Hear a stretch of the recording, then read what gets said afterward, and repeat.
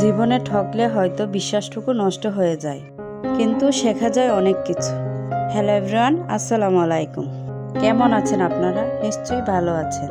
ব্লগটি শুরু করছি সকাল থেকেই। আজ এই তো আমাদের বিখ্যাত খাবার রুটি আর আলুর দম, আর সাথে ছানা কিন্তু পরোটার সাথে খুবই মজা লাগে।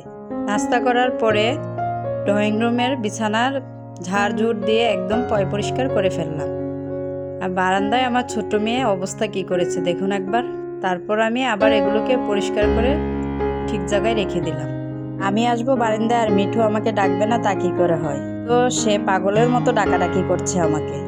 তারপর তার কাছে গিয়ে একটু হাত বুলিয়ে দিলাম, অনেকটাই খুশি হলো। ওয়াল শোকেসটাকেও একটু মুছে নিলাম। আর এদিকে দেখুন ভূতু কি করেছে, আমার একটা ফুলের টব ভেঙে ফেলেছে।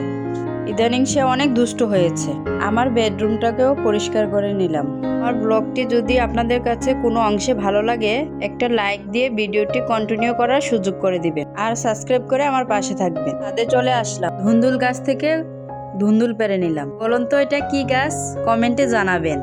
ছাদ থেকে সবজি নিয়ে ডিম নিলাম মুরগির, কোয়েল পাখির। আর দেখুন কিভাবে আমার হাঁসটা গোসল করতেছে। বৃষ্টিতে ছাদের অবস্থা খুবই খারাপ, আর আমি ছাদে গেলে আমার এই মুরগিগুলো আমার আশেপাশে সবসময় থাকে। ছাদ থেকে নেমে আমি দুপুরে রান্না কমপ্লিট করি। তো মেয়েটা স্কুল থেকে চলে আসবে, তার জন্য তাড়াতাড়ি করে একটা মিল্কশেক বানিয়ে নিলাম। পাকা আম, চিনি আর দুধ। তার কাছে কলা ছিল না, তাই এগুলো দিয়েই বানিয়ে দিলাম। মাশাআল্লাহ স্কুল থেকে চলে এসেছে, তাকে দিয়েও দিয়েছি। আর এটা হচ্ছে বিকেলের ফুটেজ। পুরো খাওয়া শেষে যে তরকারিগুলো অবশিষ্ট ছিল ওকে আমি জাল দিয়ে বাটিতে উঠিয়ে নিয়েছি।